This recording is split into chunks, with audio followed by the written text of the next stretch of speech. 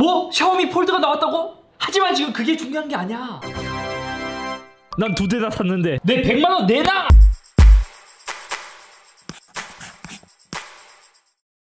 안녕하세요, 이섭입니다. 삼성의 최초의 폴드폰 갤럭시 폴드가 나온 지 벌써 2년이 지났습니다. 그리고 레이저나 하웨이나 여러 제조사에서 접을 수 있는 스마트폰 폴더블 폰을 많이 출시하기 시작했죠. 그리고 높은 확률로 삼성은 올해 3번째 갤럭시 폴드를 준비하고 있는, 그러니까 곧 공개를 앞두고 있는 가운데 며칠 전 샤오미에서 새로운 샤오미 믹스 폴드를 공개했습니다. 근데 이 발표를 보고 제가 굉장히 놀랬던 것은 지금 현존 쓸 수 있는 최고의 스펙을 모두 탑재함에도 불구하고 하나 172만원이라는 폴드 치고는 굉장히 저렴한 가격으로 출시했기 때문입니다. 제가 알기론 갤럭시 폴드가 크게 마진을 생각하지 않고 상징성에 의의를 둔 스마트폰 같았고, 그에 따라 갤럭시 폴드도 기술력 치고는 합리적인 가격이라는 생각을 했었어요. 하지만 역시 샤오미는 샤오미인가 200만원대의 틀을 깨버렸습니다. 그래서 오늘은 새롭게 공개된 샤오미의 폴더블 폰을 살펴보면서 과연 가격이 내려간 만큼 스펙도 다운그레이드 된 것인지, 더 좋아진 것인지, 또 하반기에 출시될 갤럭시 Z 폴드 3에 대해 짧은 이야기를 해보려고 합니다. 솔직히 처음에 샤오미 믹스 폴드가 공개되었을 때 너무 충격적이었습니다. 그러니까 현존 최고의 스펙, 그리고 새로운 액체 렌즈 같은 것을 모두 때려봤고도 172만원. 근데 이 영상을 보고 있자면 디자인을 너무 뺏겼어요. 삼성 갤럭시 폴드 거의 복부 수준으로 따라했달까?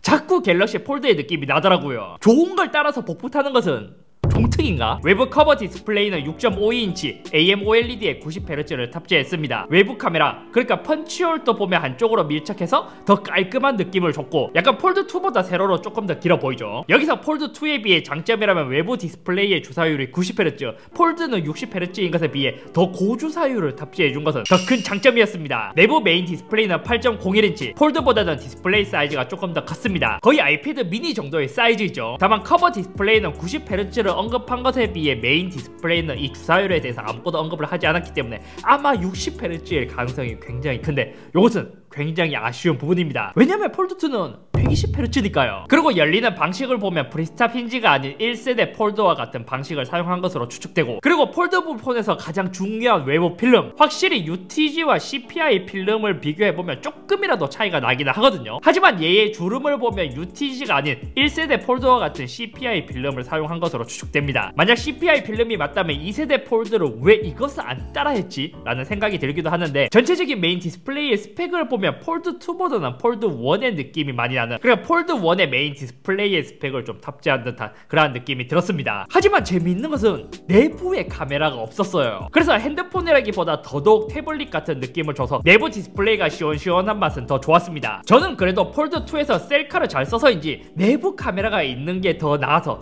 이거는 뭐 장단점이 있을 것 같더라고요. 물론 여기서 언더 디스플레이 카메라 UDC가 들어간다면 최고이긴 하지만요.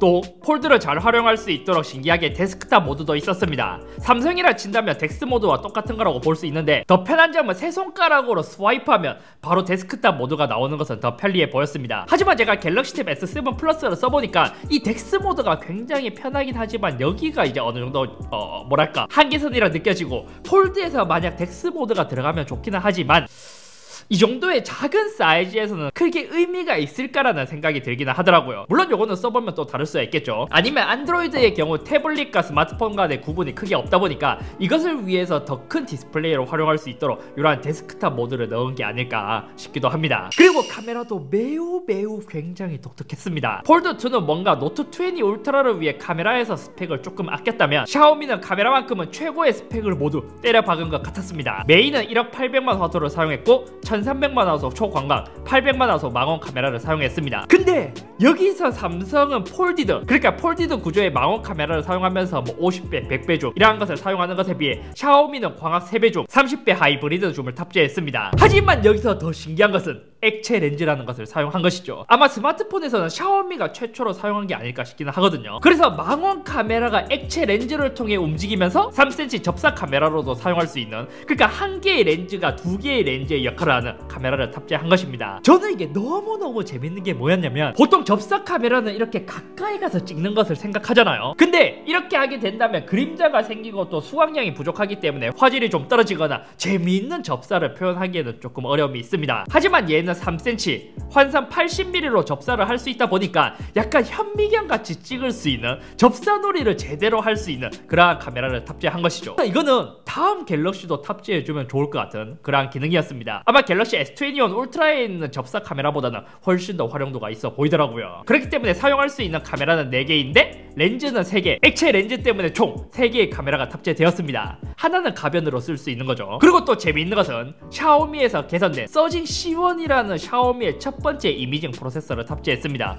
보통 ISP라고 하는데 이게 퀄컴이나 엑시노스 이 프로세서 안에 탑재가 되어 있거든요. 근데 샤오미는 더 나은 사진이나 동영상 퀄리티를 위해 이 자체 이미지 프로세서를 탑재한 건데 이게 어떨지도 좀 기대가 되기도 해요. 하지만 카메라 스펙을 봤을 때 가장 큰 단점은 모든 카메라에 OIS가 없다는 점입니다. OIS는 광학식 손떨림 보정으로 이렇게 사진을 찍을 때 미세하게 떨리는 것을 광학적으로 잡아주는 역할을 하는데 이게 없다면 보급형 스마트폰에 들어가는 것 같은 이렇게 이제 손이 많이 떨리는 그러한 사진을 얻을 수 있다는 것이죠. 플래그십에서 OIS가 없다라. 참나. 나머지는 폴드에서 아쉽게 느껴졌던 쿼드 스피커를 탑재했고 하만카돈 튜닝을 했다고 합니다. 프로세서는 퀄컴의 스냅드래곤 888, 5020mAh의 배터리, 그리고 중국 기업답게 67W의 초고속 충전을 지원합니다. 재미있던 것은 발표 영상을 보면 버터플라이 쿨링, 마이크로 에어백이라고 하는 이제 발열 관리 시스템이 들어간 것으로 보이는데 쉽게 말해 프로세서가 있는 한쪽에서 열이 발생하면 옆쪽으로 연결이 되어서 열을 분산시키는 그러한 방식의 이제 쿨링 시스템이 들어갔다고 합니다. 근데 이것도 실제로 써봐야 알겠죠. 그리고 발표를 보다 보니까 왜 샤오미에서 무게를 안 언급하지 싶어서 살펴보니까 역시 317g, 세라믹 버전은 332g. 돌았나? 무게 보고 그런다. 폴드2도 굉장히 만족스러웠지만 지금은 쓰고 있지 않은 이유가 무게가 무겁다는 것도 굉장히 큰데 야 300g이 넘어간다라. 그리고 개인의 소중한 정보를 보호합니다. 그래서 가격과 표면적인 스펙만을 봤을 때는 하는 생각이 들었지만 실제로 하나하나씩 모두 살펴보니까 싼 게 비지떡인지 베낀 것의 한계인지 매우 아쉽고 오히려 갤럭시의 폴드가 굉장히 잘 만들었구나라는 생각이 들었습니다. 심지어 내부 베젤도 보면 폴드 1세대의 느낌이 나면서도 더 두꺼워 보이는 폴드2의 베젤이 굉장히 선녀처럼 느껴지더라고요. 그나마 샤오미의 첫 번째 폴더블 치고 가격이 저렴한 것은 좋았습니다. 사실 좋기는 해요. 이렇게 여러 제조사들에서 더 저렴하게 폴더블을 출시한다면 다른 경쟁사들도 더 가격을 내릴 수도 있거든.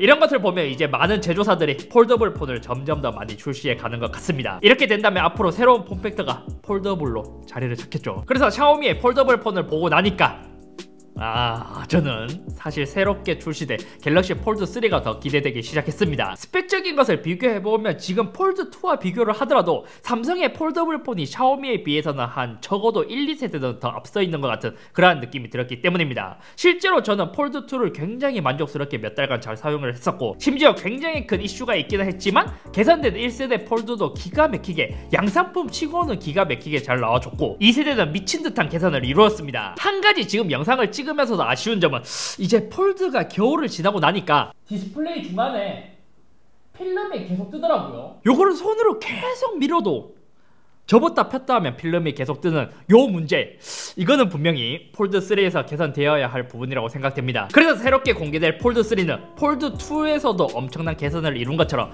폴드3에서는 어떠한 개선이 이루어졌을까 하는 기대감이 엄청 크게 들고 있습니다. 원래는 또 루머가 아닌 삼성 공식, 그러니까 공식적인 오피셜로 노트 21을 출시 안 한다고 밝혔기 때문에 플립과 폴드가 이번 하반기에서 메인 플래그십으로 이제 출시를 할 예정인데 삼성의 하반기 전략 플래그십인 노트를 버리고 폴드를 메인으로 내민다는 것은 엄청난 자신감이 있다는 뜻이기도 합니다. 저는 작년에 정말 만족스러웠던 폴드2, 지금은 요 필름 뜨는 문제가 새롭게 생겨서 요게 조금 많이 아쉽긴 하지만 많은 유저분들의 이야기가 나온 것처럼 개선이 되겠죠. 아무튼 오늘은 여기까지며 새로운 폴드3에서 제가 개인적으로 기대되는 부분, 많은 분들이 폴드에 S펜을 탑재해주면 좋겠다고 생각하는데 사실 제가 생각했을 때 많은 분들에게 어필을 하려면 실제 노트 유저 중 펜 사용층이 적은 것처럼 이처럼 실제로 많이 쓰는 부분에서 더 큰 개선이 이루어졌으면 좋겠습니다. 예를 들어 무게가 획기적으로 가벼워지거나 방수 방진을 지원하거나 그리고 실제로 사용하면서 단점이었던 커버 디스플레이의 가로 비율이 더 넓어지는 그 정도를 개선하고 다음에 언더커버 디스플레이나 S펜 정도를 개선해주면 훨씬 더 좋지 않을까 하는 생각이 듭니다. 진짜 무게와 방수 방진만 지원해도 전 바로 넘어갈 것 같은데요. 처음과 다르게 이게 계속 이제 범위가 넓어져서 이게 좀 많이 거슬리긴 한데, 만약 폴드 3가 여기서 저는 무게가 획기적으로 가벼워지고 방수 방지를 지원한다면 바로 넘어갈 거예요.